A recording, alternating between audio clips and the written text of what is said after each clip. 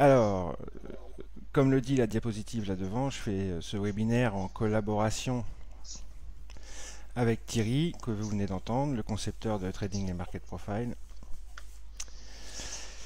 qui m'a bien aidé et qui m'aide déjà depuis un moment, et c'est super. Donc je me nomme Jean-Marc Soulieu, alias Bronson Charles, si vous me connaissez, si vous connaissez ma chaîne YouTube. Et j'utilise depuis un an et demi, 2 ans, je ne sais pas trop exactement, Bookmap, je sais même plus. Dans mon trading, quasiment au quotidien, de plus en plus au quotidien, hein, je peux plus m'en passer. Je trouve que c'est un outil vraiment unique et incontournable pour se mesurer, comme je le dis là, au marché moderne. Et pourquoi? On va faire un rapide. Alors, d'abord, excusez-moi, je suis obligé d'en passer par là, hein. Le truc chiant. L'avertissement à lire impérativement. Alors, je vais le lire. Le trading présente des risques élevés et ne peut pas convenir à tous les investisseurs. Avant de décider de trader les produits proposés par n'importe quel courtier ou broker, vous devez raisonnablement considérer vos objectifs, votre situation financière, vos besoins, votre niveau d'expérience et votre niveau de connaissance. Le contenu de ce webinaire n'est en aucun cas un conseil d'investissement personnel. Il existe un risque élevé de perte d'une partie ou de la totalité du capital investi, voire même plus suivant le produit tradé. Sur les futurs, vous pouvez perdre plus que ce que vous avez investi. Le contenu de ce webinaire n'est en aucun cas un conseil d'investissement personnel. Je précise que je fais ce webinaire complètement indépendamment de Bookmap, de Velox Pro, la boîte qui commercialise Bookmap. Je ne bosse pas pour eux, je ne vends rien, c'est gratuit. Les risques associés à l'utilisation de logiciels de trading sur Internet incluent les pannes matérielles, pannes logicielles, pannes de connexion Internet. Bookmap et moi-même ne contrôlons pas la rapidité des informations, leur réception, la rapidité et la fiabilité de vos équipements. Je décline toute responsabilité concernant les erreurs de communication, distorsion ou délai de trading sur votre plateforme. Je sous-signé sous le Jean-Marc ne pourrait en aucun cas être tenu responsable des gains ou des pertes de capital engendrées par l'utilisation ou la mauvaise utilisation de Bookmap. Je n'ai aucune prétention à informer qui que ce soit dans ce webinaire. Sous le Jean-Marc, alias Bronson, le 24 avril. Voilà, c'est fini. C'est fait. Le truc bien chiant, tu sais. Allons-y. Donc, comme je disais au début, on va dresser un rapide état des lieux des marchés modernes. C'est indispensable, hein. Ça va être la première partie du webinaire pour bien comprendre pourquoi Bookmap est un outil à forte valeur ajoutée pour votre trading. Il faut comprendre ce que sont devenus les marchés aujourd'hui. Il y a eu une annonce assez importante qui a été faite en février dernier par le CME Group, qui a annoncé qu'il allait fermer la quasi-totalité de ses criers. À part le gros contrat futur SP et certaines options sur les contrats à terme qui resteront, le reste des criers vont être fermés. Notamment le COMEX et le NYMEX pour l'or et le pétrole. Donc vraiment, c'est la fin d'une époque. C'est des instruments financiers et ces criers ont été inventés il y a plus de 150 ans par les marchands de matières premières, les marchands de blé notamment de Chicago. Donc c'est vraiment la fin d'une époque. Maintenant, on traite sur des plateformes électroniques et les marchés modernes sont devenus des marchés électroniques où les robots de trading sont omniprésents.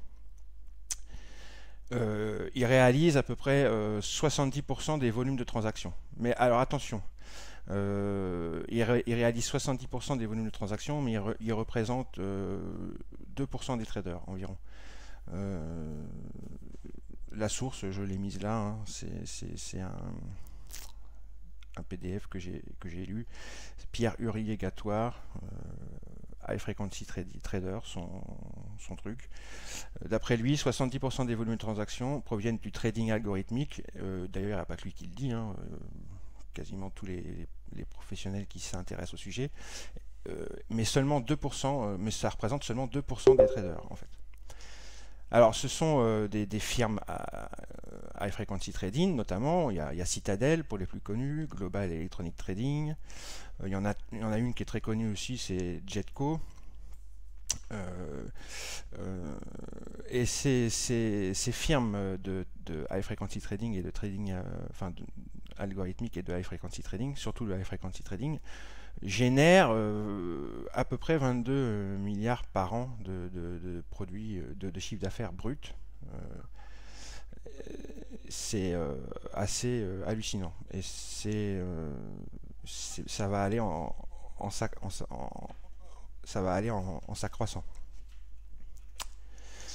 Au travers de stratégies multiples et variées, l'action des prix est manipulée à outrance par ces firmes de high frequency trading. Et le truc, c'est que, comme d'habitude, tout naît dans le carnet d'ordre, tout est visible dans le carnet d'ordre et le time and sell, tout est là, visible, à un œil entraîné et averti, utilisant les bons outils. Et comme Bookmap, c'est un carnet d'ordre amélioré, c'est là tout l'intérêt de savoir s'en servir. Pour les 30% restants des volumes de transactions qui soient naturels ou pas, comme dit précédemment, de toute façon, tout naît dans le carnet d'ordre et le time and sell, là où se confondent l'offre et la demande. Donc quoi qu'il se passe, ça démarrera toujours invariablement dans ces outils, le carnet d'ordre, Bookmap, time and sell, etc., footprint, machin truc, tout ce qui montre l'order flow, tout ce qui montre la confrontation des ordres limites et des ordres marché. Donc c'est pour ça que c'est un outil, entre autres, hein, à côté duquel, à mon avis, on ne peut pas passer quand on voit l'évolution des marchés aujourd'hui. Parce que grâce à la représentation unique que nous offre Bookmap, on va pouvoir détecter ces firmes, ces stratégies algorithmiques. Vous allez voir, on le verra plus tard. Où est ma souris? Zut, j'ai perdu ma souris. Voilà. Alors, qu'est-ce que c'est que le trading algorithmique? Il ne faut pas confondre trading algorithmique et high frequency trading. Je vais essayer d'être assez rapide là-dessus et puis passer après à Bookmap. Hein. Le trading algorithmique, c'est un trading qui gère en fait l'exécution des ordres suivant des quantités définies à l'intérieur d'un modèle statistique et mathématique, un modèle quantitatif, on dit ça. On appelle ça. C'est des programmes qui exécutent les ordres de manière à minimiser autant que possible l'impact sur les prix. Alors il y a beaucoup de stratégies, le benchmarking, le market making, l'arbitrage, le mock. Le mock, c'est market on close, c'est le fait de rentrer son ordre, son gros ordre le plus près possible de la clôture de la session. La stratégie TWAP, la stratégie BWAP, la participation, etc., etc. Il y a plein de stratégies de trading algorithmique, d'exécution, de gestion d'exécution d'ordre. L'exemple le plus connu du trading algorithmique, c'est l'ordre iceberg. Ce type d'ordre, c'est un ordre qui est géré par des algorithmes, il en existe plein, hein, qui reposent sur des contraintes de taille, de temps et de prix, ou tout autre élément d'approche quantitative, comme je disais tout à l'heure. On en reparlera plus tard de ça, de l'ordre iceberg, parce que c'est un des trucs du trading algorithmique qui va nous intéresser le plus, avec les stratégies VWAP et le market making. Les autres stratégies nous intéressent, enfin, en tous les cas, moi ne m'intéresse pas trop parce que c'est pas adapté à notre trading de retail, de particulier. Ça va, vous m'entendez bien? Je parle pas trop vite? Tout va bien? C'est bon? Ok. Pas de soucis, continue. Dans le cadre de ce webinaire, on va s'intéresser à quelques-unes de ces stratégies de trading algorithmique, comme je le disais tout à l'heure, notamment le market making. Alors, quand je dis market making, je galvaude un peu le terme. Disons que, pour moi, c'est une technique qui consiste à placer des ordres limites de vente au-dessus du prix du marché et des ordres limites d'achat en dessous, ceci dans le but d'empocher le spread. Ça, c'est la définition théorique. Seulement maintenant, les market makers, ils ont la vie dure. Je peux vous dire que les marchés sont pas efficients en permanence, il y a des forts décalages, des squeezes, donc pour faire leur métier de base théorique de market maker en vendant en haut et en achetant en bas pour empocher le spread, c'est pas évident. Donc c'est pas tout à fait ça qui va nous intéresser. Sur les instruments, moi qui m'intéressent, les futurs sur matières premières, or et pétrole, surtout le pétrole, et sur les indices comme le DAX, le Nasdaq, le Minido et le E-mini SP, enfin pas les indices, les contrats, pardon, futurs, c'est une erreur, j'aurais pas dû mettre indice là, bon peu importe. On observera avec Bookmap de façon parfois très nette certaines stratégies de market making visant à pousser les prix vers le haut pour être exécutés à la vente au meilleur prix et pousser les prix vers le bas pour être exécutés à l'achat au meilleur prix. L'œil entraîné va deviner également de quel côté à l'instant T est plus exposé le market maker. Est-ce qu'il a une position nette plutôt positive ou une position nette plutôt négative? Et donc on va pouvoir anticiper une probable direction des prix à court terme en observant cela. Voilà ce que j'appelle la stratégie market making. Pour moi, c'est ça. Ensuite, il y a les stratégies, deux stratégies qui vont nous intéresser également, enfin qui m'intéressent moi et donc qui devraient vous intéresser vous.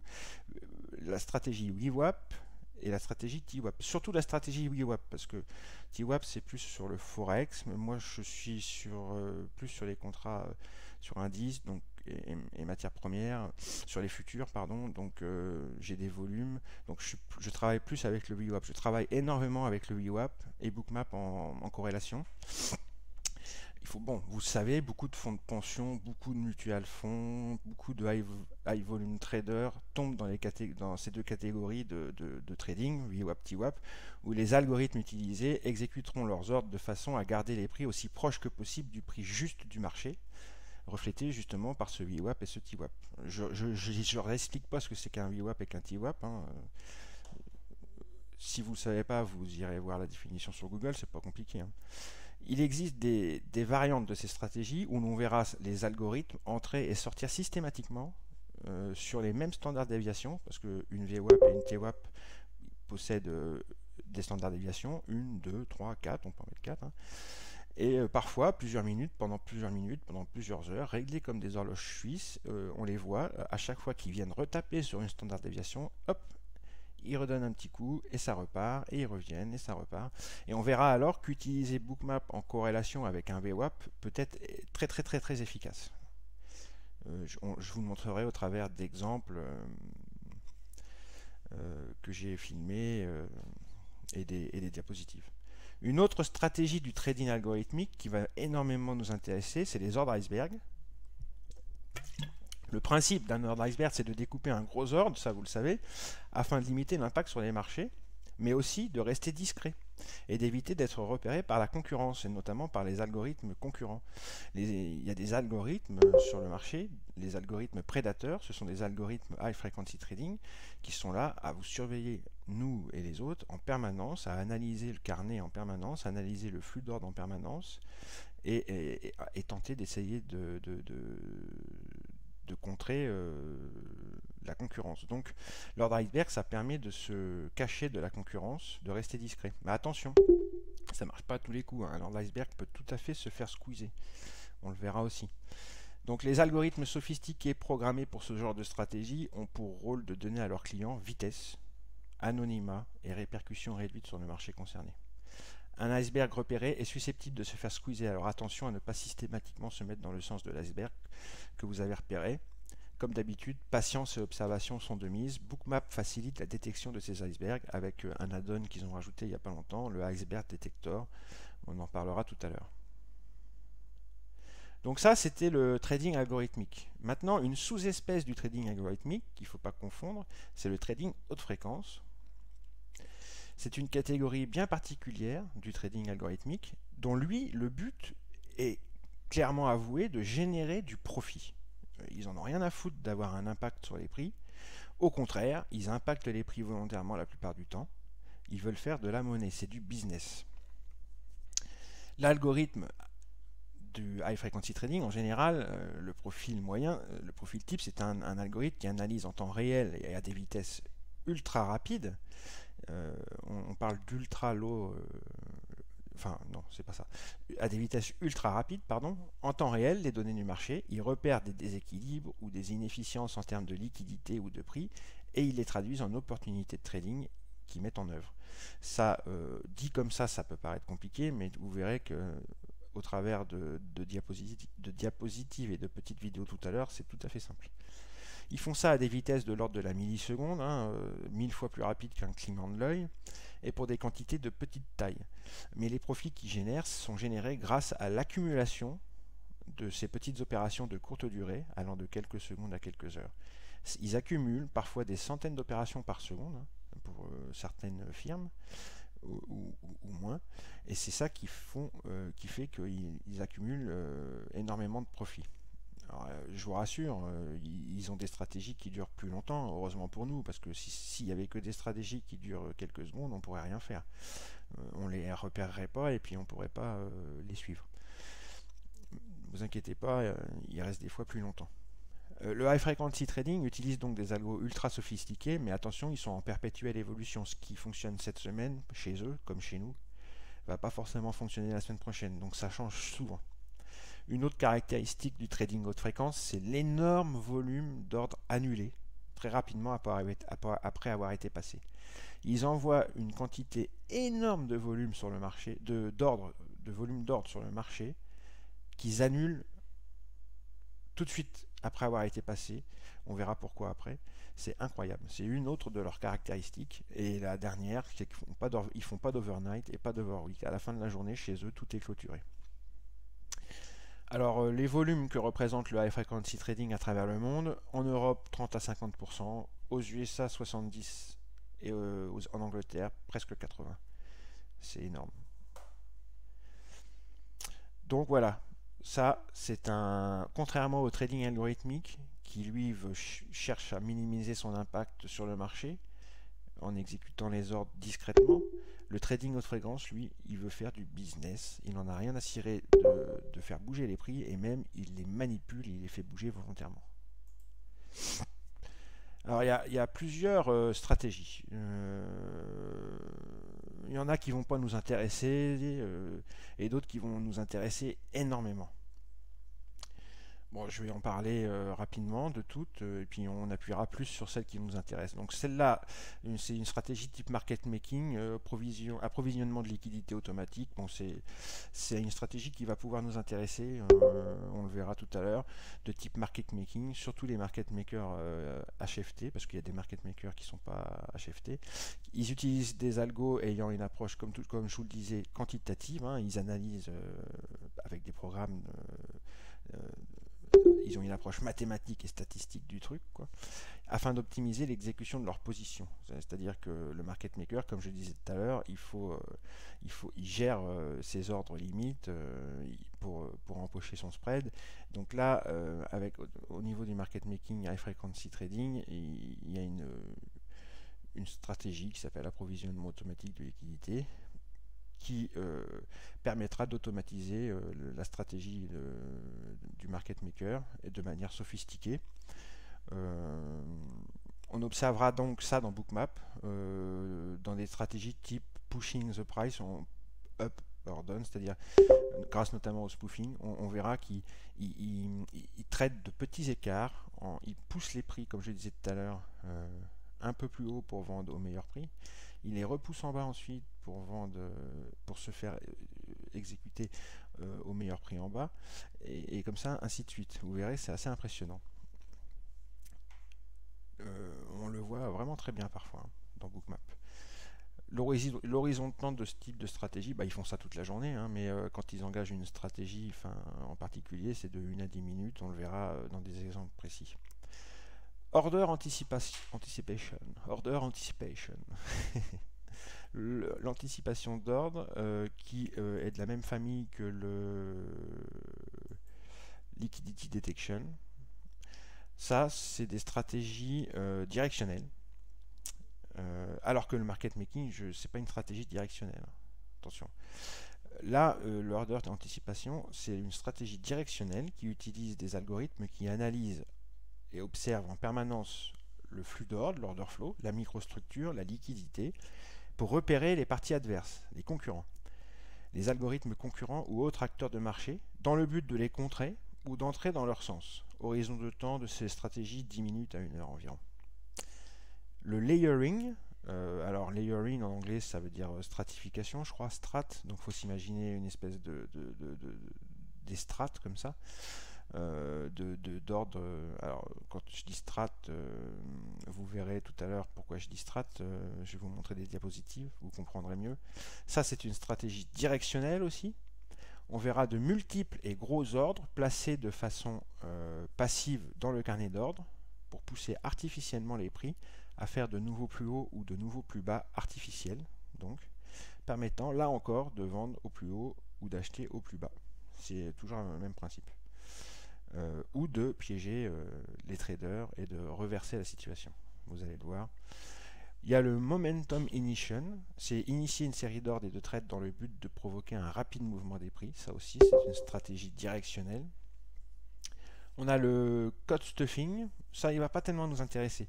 C'est une stratégie structurelle celle-ci. Elle consiste à envoyer un nombre important d'ordres et d'annulations dans le but de ralentir l'analyse des autres algorithmes, des algorithmes concurrents. Dans le but également de créer un faux prix moyen utilisé par les dark pools comme référence. Une dark pool, c'est une place boursière parallèle. Contrairement aux places boursières officielles. Sur ces places boursières parallèles, les gros acteurs de marché vont trader entre eux de gré à gré avec des règles bien particulières. On n'y a pas accès, nous. Donc, et ces dark pools se servent du prix du contrat de référence sur les futurs, par exemple, comme référence. Et le code stuffing a comme but, entre autres, il n'a pas que ça comme but, d'envoyer un nombre important d'informations, d'ordres, de codes est tellement important que ça va complètement déséquilibrer le prix, et les dark pools qui prennent ce prix comme référence seront gênés et ils vont pouvoir profiter de l'écart que ça va produire sur, par exemple, imaginons qu'ils achètent un contrat futur sur le marché officiel et qu'ils le revendent sur une dark pool en ayant réussi à faire que le prix de référence sur la dark pool sera un ou deux ticks en dessous. Ils vont faire un petit gain, vous voyez. Et ça, ils vont le répéter plusieurs fois par jour. Mais ça ne nous intéresse pas trop, nous, ça. C'est une stratégie, en gros, qui brouille les pistes et qui consiste à gêner la concurrence et aussi les market makers. Bookmap nous montrera de telles situations, on le verra quand il y aura du code stuffing. Je conseille de rester à l'écart du marché à ce moment-là. Mais ça annonce souvent également la fin d'un mouvement. On voit les prix n'avancent plus, c'est un peu erratique, c'est le bazar, quoi. Je précise qu'il y a beaucoup de définitions du code stuffing que certains n'auront peut-être pas forcément la même que la mienne. Le code stuffing, c'est un peu, il y a différentes définitions. Moi, je pense que c'est une stratégie structurelle, pas directionnelle, et qui va donc pas trop nous intéresser. Nous avons le code dangling. Le code dangling, c'est pousser les prix pour forcer les traders pressés. Vous savez, les mecs qui courent après les prix, qui veulent absolument, ils voient que ça monte, alors ils veulent absolument acheter, ou alors ils voient que ça descend vite, ils veulent absolument vendre. L'inverse, excusez-moi.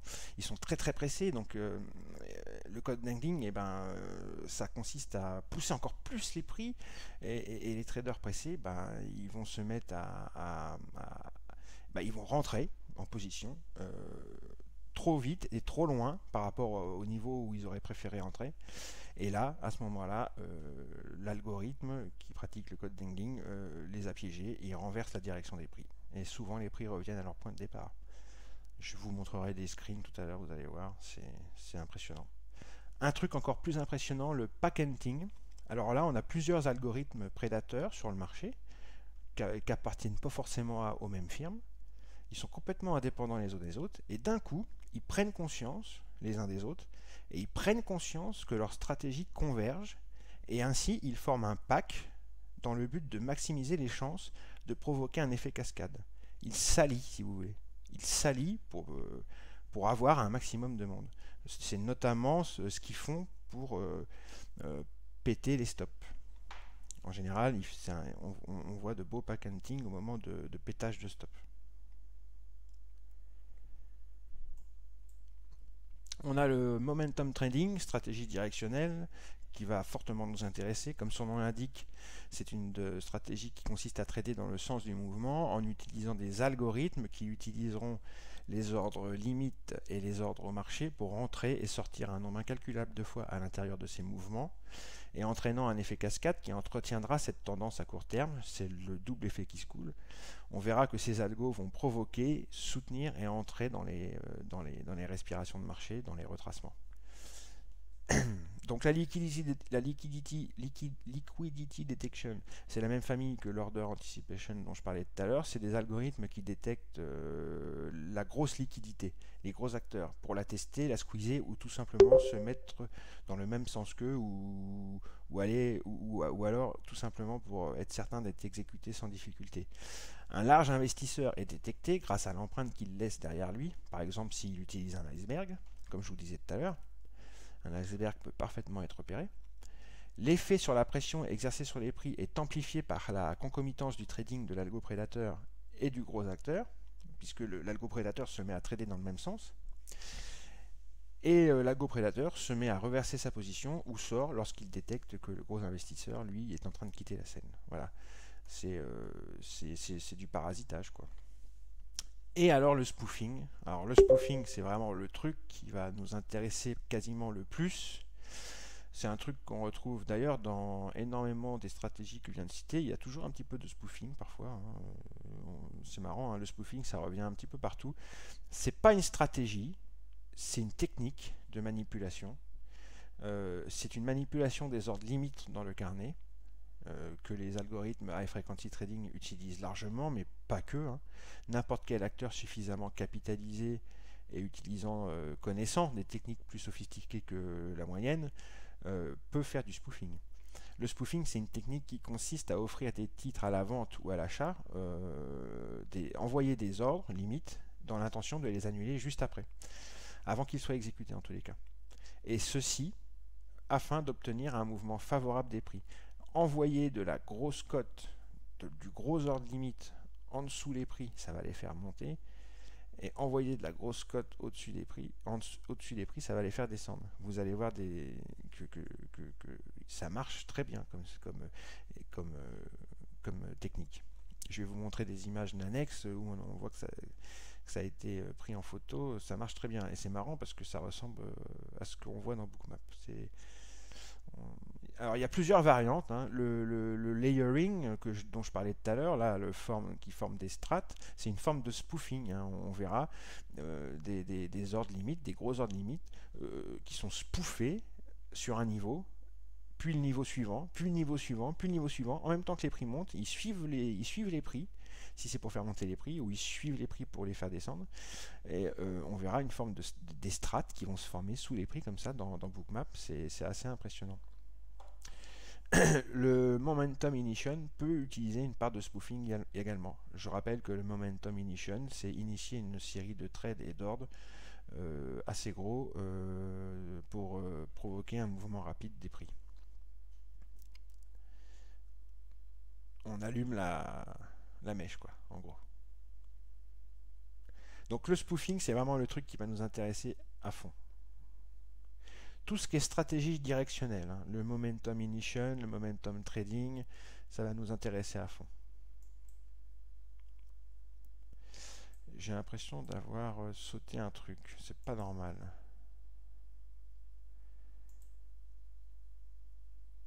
C'est pas normal. Ah bah voilà. C'est ça. J'ai sauté cette diapositive là tout à l'heure. C'est un tableau qui répertorie les stratégies à frequency trading par type. Donc j'ai entouré en rouge celles qui vont nous intéresser et j'ai barré en jaune celles qui ne vont pas nous intéresser. Donc le market making, je l'ai entouré, hein, ça sera du scalping de range, hein, en gros, pour simplifier. et les stratégies directionnelles, liquidity detection, momentum trading ou momentum ignition. Le news trading, je l'ai barré parce qu'il y a des stratégies qui s'appellent stratégies de news trading. Les algorithmes, enfin les firmes qui utilisent les firmes HFT, il faut le savoir, elles ont les moyens technologiques et les moyens financiers d'avoir les news avant nous, quelques secondes avant nous, et elles en profitent, et elles ont des stratégies. Pour profiter de cela. Mais je l'ai barré parce que moi je ne traite pas les news, je déteste ça. Voilà, donc nous on va s'intéresser aux stratégies directionnelles, peu aux stratégies structurelles, un petit peu au code stuffing. Là, quand ils parlent de flash order ici dans leur tableau, je ne sais pas de quoi ils veulent parler parce que le flash order c'est censé être interdit maintenant. Alors je sais pas, peut-être qu'ils parlent d'ordres qui sont flashés, un peu du spoofing ultra rapide, je sais pas. Et on va s'intéresser au market making également. Voilà, j'avais oublié de la mettre cette diapositive là.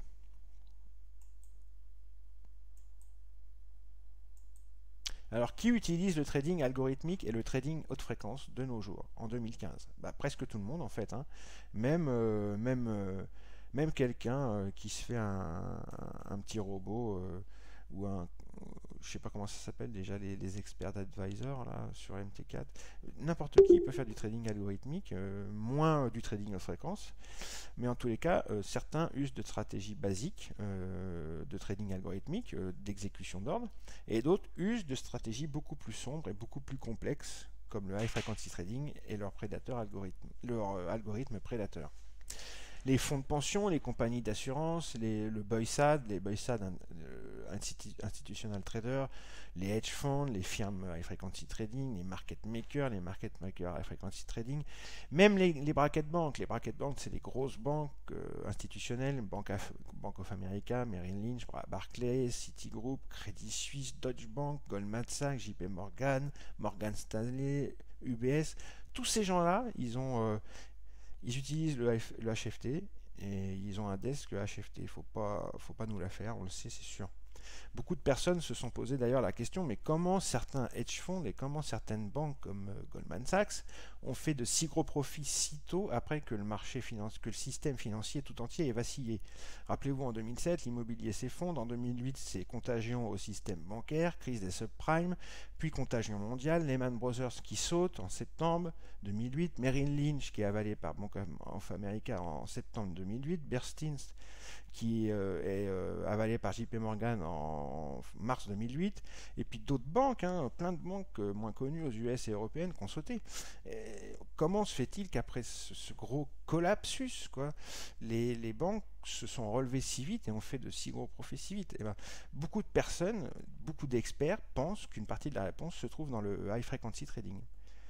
Et moi j'en suis convaincu. C'est grâce à ça qu'ils font une partie de leur profit. C'est sûr. Donc nous, on est des low frequency traders. On est des traders basse fréquence, enfin lents, dans un monde de high frequency trading. Et il faut qu'on se transforme, il faut que de mouton, on devienne mi-mouton, mi-loup. À défaut de devenir loup complètement, ce qui serait compliqué, au moins avoir une part de loup en nous et arrêter de se faire bouffer. Arrêter de se faire avoir en permanence. Et Bookmap va nous y aider fortement. Vraiment, c'est un outil bien pour ça. Pour repérer tout ce petit monde, tous ces loups. Voilà. Ça va jusqu'ici, c'est bon? Parce que là, on va passer à Bookmap maintenant. J'ai fini avec le prérequis. C'était indispensable, j'étais obligé de faire cet état des lieux. C'était pour comprendre pourquoi maintenant il faut avoir des outils comme le footprint, comme un tape, comme un carnet d'ordre ou comme Bookmap. Il faut comprendre ce que sont devenus les marchés modernes, quoi. Faut arrêter de se leurrer. Je pense qu'apparemment tout va bien, personne ne dort encore, c'est parfait. Tant mieux. Donc, par contre, tiens, on a posé une question tout à l'heure, tu vas pouvoir y répondre à la limite maintenant. Ouais, vas-y. Est-ce que tu fourniras le PDF si demandé? Bah oui, bien sûr. Voilà. Faudra juste m'expliquer, enfin me donner vos coordonnées et puis on verra ça par Thierry. Thierry, il les a puisque vous vous êtes inscrit. Donc, il est assez lourd, je pense, parce qu'il y a 90, une centaine de diapositives, donc c'est assez lourd. Hein. Donc, je pense que par mail, c'est pas possible. Si, tu penses que c'est possible par mail? Non, mais je sais pas, mais je le mettrai en ligne et tout, et ceux qui me font la demande, je leur enverrai le lien pour le télécharger. Ouais, moi ça me dérange absolument pas de donner le PDF. Hein. C'est du partage gratuit. C'est Il pas, n'y a pas de souci. il n'y a pas de propriété, enfin, c'est pas de la propriété intellectuelle. Je veux dire, si je ferais pas de webinaire gratuit et public si je voulais pas partager, il n'y a aucun souci. De toute façon, sans vouloir être cynique, je peux vous parler de Bookmap pendant 10 heures. C'est pas pour autant que vous saurez vous en servir. Hein. Pour savoir se servir de Bookmap, faut s'enquiller des heures et des heures et des heures et des heures et des heures et des heures et des heures d'entraînement. Quoi. Bref. Mais déjà, c'est bien d'avoir les bases de ce qu'il faut faire et de ce qu'il faut regarder grâce au webinaire. Là. Donc, qu'est-ce que Bookmap? Bookmap. Vous voyez ici sur la gauche, on a un carnet d'ordre classique. Alors attendez, je vais sortir mon petit outil magique. Là. Hop là. Un carnet d'ordre classique avec ici sur la gauche en bas là les quantités acheteuses qu'on appelle le bid et ici en haut à droite les quantités vendeuses qu'on appelle l'ask. Ce sont des ordres limites ici et ici. C'est ça les ordres limites. Ce sont des gens qui sont dans une file d'attente et qui sont ici en attente pour acheter. Vous voyez, et ici ils sont en attente pour vendre. Là on a le premier niveau, ici le premier niveau à l'ask, ici le premier niveau au bid, et ici entre les deux c'est le spread, et ici le prix du marché. C'est sur le SP1. Ouais. Ça, le bid, l'ask et le prix courant, le prix du marché, dans Bookmap on le retrouve là. Vous avez ces deux petites lignes, ici c'est l'ask, ici c'est le bid, et au-dessus vous avez vos 10 niveaux à l'ask et vos 10 niveaux au bid. Je vais retirer ça. Vous voyez, on voit la profondeur de marché, il y a un petit trait blanc ici qui s'arrête, ici il y a un petit trait blanc, ici il y a le prix au milieu, ici c'est l'ask, ici c'est le bid. Là, cette ligne au milieu, cette ligne ici au milieu, c'est la ligne du temps. Elle avance comme ça, de gauche à droite. En temps réel, hein. Il n'y a pas de time frame, c'est du, je sais pas, du tic par tic, du temps réel, bref, elle avance comme ça, au fil du temps, comme ça. Et quand elle arrive ici, hop, elle repart ici, et continue, elle avance comme ça. Tout ce qui est ici, après, ce sont des histogrammes qui vont du blanc au noir, en passant par le gris foncé, le gris clair, qui représentent en fait, de par leur contraste, le volume d'ordre limite que l'on a. Par exemple, ici, vous voyez qu'on a 1735 contrats. La ligne est blanche. Vous voyez ? Ici, on en a 820, donc 2 fois moins, la ligne est noire. Donc plus ça va être blanc, plus il y aura de contrats. Donc c'est intéressant parce que, comme je vous l'expliquais tout à l'heure, dans les stratégies directionnelles qu'ils engagent, les algorithmes de trading, high frequency trading, c'est grâce notamment aux ordres limites qu'ils arrivent à manipuler le prix. Donc c'est intéressant de voir tout de suite d'un coup d'œil, d'un seul coup d'œil, à quel niveau de prix on a le plus d'ordres et à quel niveau de prix on en a le moins. Ici, là, dans cette colonne-là, c'est aussi les ordres limites sous forme d'histogramme, vert pour le bid ici et rouge pour l'ask ici. Là, ça aussi c'est intéressant parce que on voit d'un coup d'œil s'il y a plus de liquidité en haut qu'en bas ou vice versa. Ici c'est le volume profile complètement à droite. Moi là je l'ai splitté, j'ai mis le bid et l'ask séparés. mais vous pouvez les mettre ensemble et puis ça fera un volume profile normal, comme ici, hein, comme le DOM là. Et ça permet de voir qui agresse qui. En fait, le volume profile, c'est contrairement aux ordres limites qu'on retrouve dans le carnet d'ordre, le volume profile, ce sont les ordres au marché. C'est les ordres que l'on voit dans le cumulé, que l'on voit arriver dans le tape ici, et que l'on voit arriver taper sur l'ASC ici et le bid. Les petits cercles jaunes là, ce sont les ordres au marché d'achat, et les cercles rouges, ce sont les ordres au marché de vente. Plus le cercle est gros, plus l'ordre est gros. Et on va le retrouver dans le volume, ça. Et c'est comme ça qu'on va savoir si c'est les vendeurs qui agressent plus que les acheteurs ou vice versa. Là, par exemple, vous voyez ici, en bas, là, ce sont les acheteurs qui agressent. On a 981 ici, en dessous 185. Là, on a 750, ici 531. Là, on a 929, ici 367. Donc, il y a une agression des acheteurs quand on lit en diagonale comme ça. Et d'ailleurs, c'est cette zone-là, c'est la zone où ça repart au nord. Ici, ce sont les vendeurs qui agressent. Jean-Marc, je te coupe juste 30 secondes. Essaye quand tu montres les chiffres de ne pas aller trop vite entre ce que tu dis et ce que tu montres. Il y a une petite latence? Ouais, une petite. Elle n'est pas énorme, mais juste, voilà, entre le moment où tu as fini de parler, au moment où tu vas descendre, tu vas essayer de le redire une fois. Va pas trop vite, quoi. Sinon, après, il y a un petit décalage. D'accord. Donc, ici, dans le cercle bleu que j'ai fait en haut, on voit une agression des vendeurs. Vous voyez qu'ici, on a 2191, là, ici. En face, en lisant en diagonale, on a 629. Ici, on a 1404. Ouais. Ici, on a 274. Ici, 87, pardon. Ici, on a 443 et ici 115. Donc, vous voyez que ici, on a 1649 là et là 1029.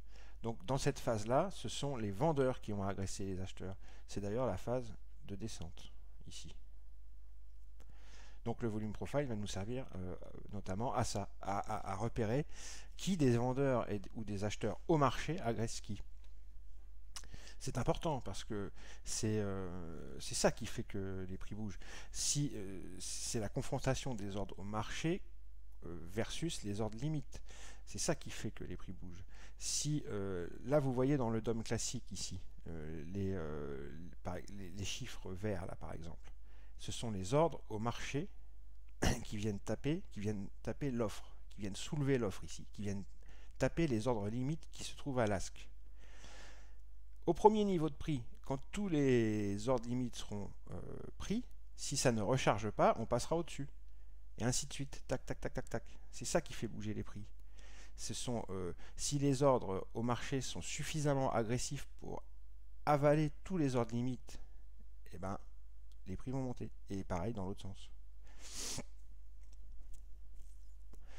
L'autre intérêt de Bookmap, c'est d'avoir les prix, justement. On voit le price action, on voit l'action des prix avec cette ligne. Vous voyez, qu'on n'a pas dans le DOM. Donc c'est intéressant aussi de voir les prix arriver sur une zone. Là, par exemple, où je montre ici, là où les prix sont arrivés ici, on voyait qu'il y avait une zone avec beaucoup d'ordres limites, parce que c'est presque blanc, pas tout à fait, mais c'est grisé.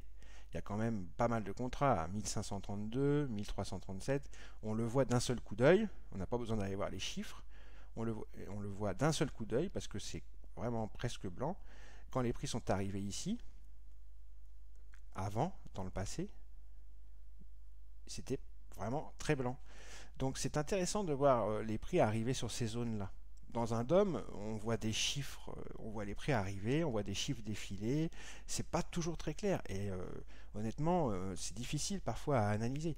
Là, dans Bookmap, c'est comme un graphique en fait, où on voit les prix faire ce qu'ils ont à faire et vraiment, c'est beaucoup plus visuel qu'un carnet d'ordre classique et qu'un tape à côté.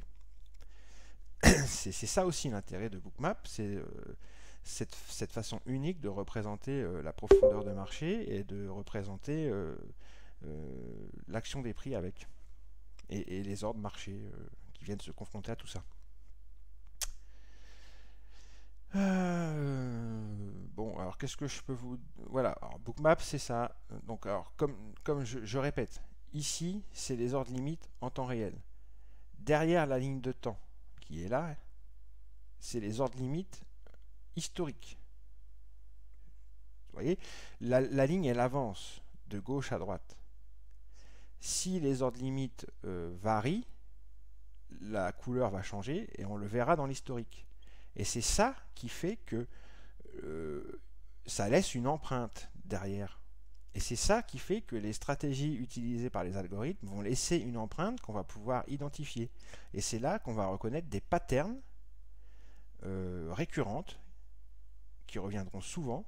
On verra des patterns qui vont revenir souvent parce que grâce à Bookmap, les algorithmes laissent une empreinte qu'on peut identifier et qu'on peut analyser et qu'on peut sur laquelle on peut mettre une étiquette parce que on va vraiment reconnaître des patterns bien qui reviennent très souvent. Et quand on verra une pattern arriver, ben, on la tradera.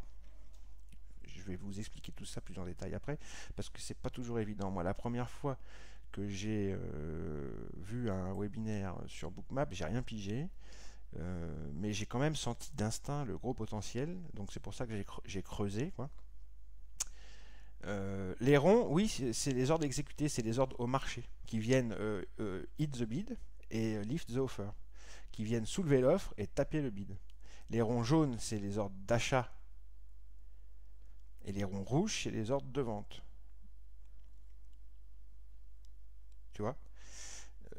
Tu vois ce qu'on voit dans le DOM classique ici. Ça, là, c'est ce qui correspond au rond rouge dans Bookmap. Et ça, là, les chiffres verts, c'est ce qui correspond au rond jaune dans Bookmap. Ce sont les ordres de vente qui viennent taper, là, en rouge, les 308 contrats. Ce sont les ordres de vente au marché qui viennent taper le bid. Parce que le mec qui est là, qui a un ordre limite ici, il veut acheter. Donc il faut que quelqu'un lui vende. Celui qui va lui vendre, c'est celui qui vend au marché. Et là, ici, celui qui est là, en ordre limite, il veut vendre, mais pour qu'il vende, il faut que quelqu'un vienne lui acheter, tu comprends? Et celui qui va lui acheter, c'est le mec qui va acheter au marché, directement en le frappant. C'est clair, non? Est-ce que c'est clair? C'est pour ça que je disais qu'il faut quand même avoir quelques notions de carnet d'ordre pour bien comprendre. Il y a des questions aussi sur le court terme et le long terme. Les gens demandent donc si c'est plus sur le court terme que pour Alors, le long terme ou le scalping. je vais y venir, je vais y venir. On peut faire de tout.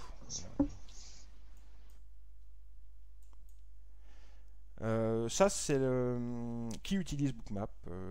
Alors, c'est surtout des professionnels. Il y a 68% de professionnels, 28% de traders particuliers, et le reste, c'est des ingénieurs, des scientifiques, des ingénieurs, des programmeurs, des chercheurs, tout ce que vous voulez.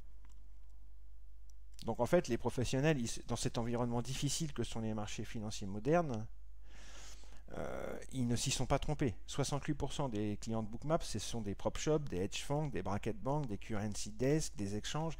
Pourquoi les professionnels sont si nombreux à utiliser Bookmap? Et pourquoi le trader particulier devrait faire de même?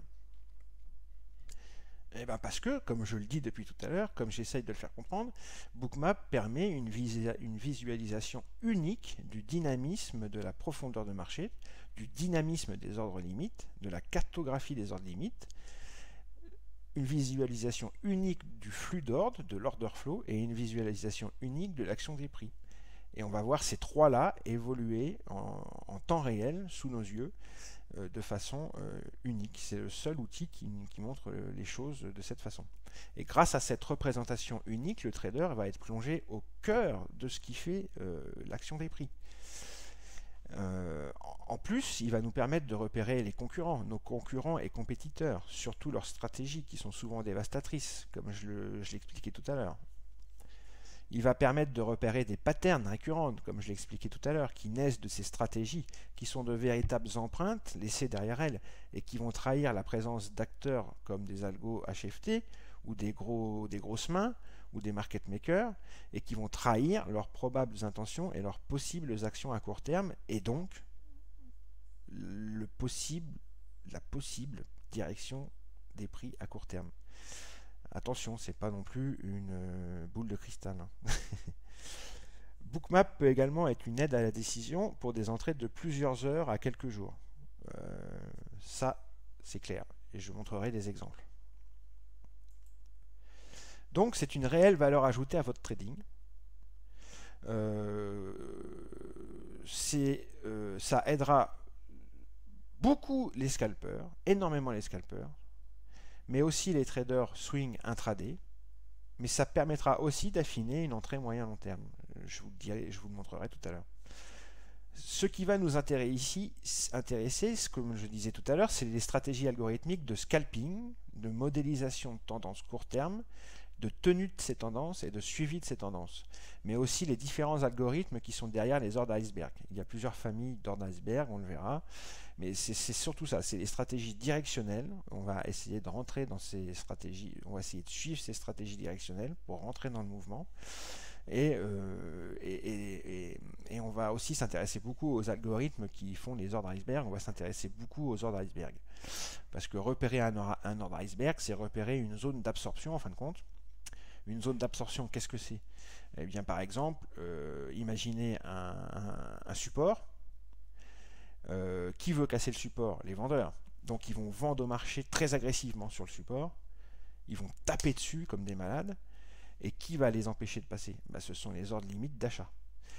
Si les ordres limites d'achat sont suffisamment nombreux pour absorber toutes ces ventes agressives, ça ne passera pas et un support se créera et on repartira au nord.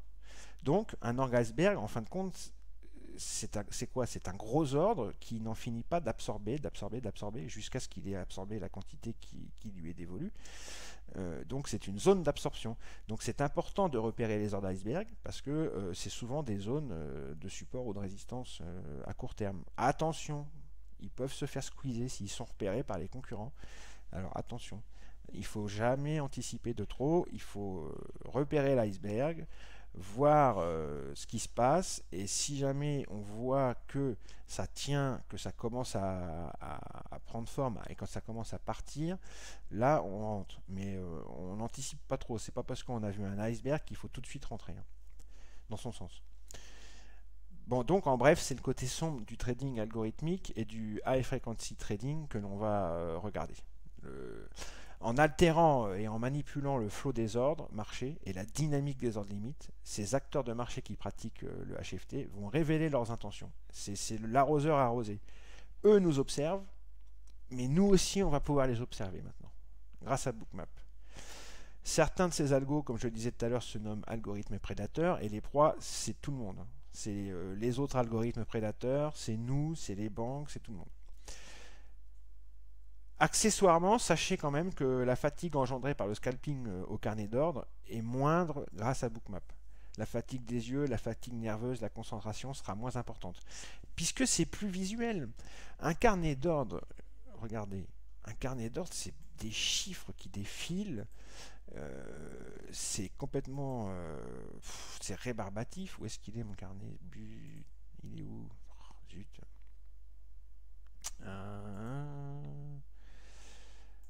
Où est-ce qu'il est? Un carnet d'ordre, c'est bien, moi j'adore ça, mais et un TEP aussi, c'est super. Mais alors, vous avez vu un TEP défiler à fond? Allez-y, hein, pour comprendre quelque chose des fois. Et un carnet d'ordre, c'est pareil. Vous l'avez vu défiler à fond le carnet d'ordre? Allez-y pour comprendre quelque chose des fois, hein. C'est pas facile. Alors, il faut énormément de concentration. Alors que Bookmap, il va se passer exactement la même chose, mais de façon beaucoup plus visuelle. Et ça, si vous ne le comprenez pas tout de suite, vous allez le comprendre tout à l'heure avec les petits clips vidéo que j'ai préparés et les petites diapositives.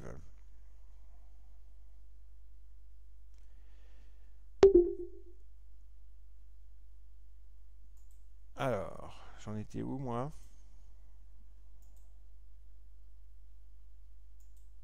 Voilà. Donc, je trouve, moi personnellement, c'est mon opinion, qu'on fatigue moins avec Bookmap. Non, les cercles ne te donnent pas de volume précis. Euh, la taille te dit que c'est plus ou moins important et tu peux les régler, hein. Tu peux régler le diamètre des cercles par exemple, dans Bookmap, je le montrerai tout à l'heure, tu peux régler pour que telle taille de cercle ça fasse 5 à 10 contrats, telle autre taille de cercle fasse 10 à 15 ou plus, hein. Tu peux régler et comme ça tu vois si l'agression est plus importante ou pas. On va le voir tout à l'heure sur la diapositive, on voit bien quand c'est très très agressif, on a une succession de cercles énormes, très rapide, comme dans un TEP. Moi je trouve ça beaucoup plus lisible qu'un TEP. Mais j'ai aussi mon TEP à côté, hein. Je me sers aussi du TEP, hein. J'ai toujours mon DOM et mon TEP à côté, hein.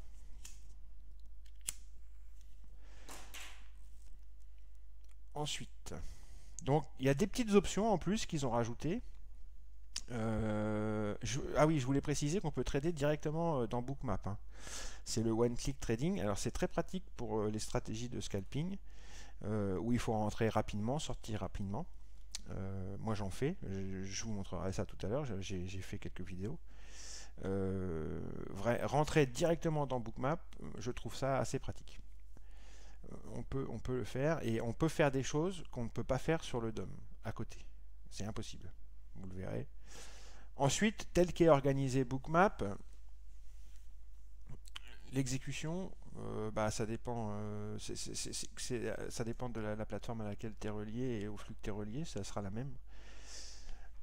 Ensuite, tel qu'est organisé Bookmap, oui, j'en parlerai tout à l'heure, il n'y a pas énormément de plateformes, hein. Effectivement, il y a Titi et Xtrader. J'en parlerai tout à l'heure, ça. Ensuite, tel qu'est organisé Bookmap, l'observation d'événements suspects dans le carnet d'ordre sera plus flagrante. Ça, c'est ce que j'arrête pas de répéter, que sur un carnet d'ordre classique avec le TEP à côté. Il y a des choses que seul Bookmap permettra de voir rapidement et précisément.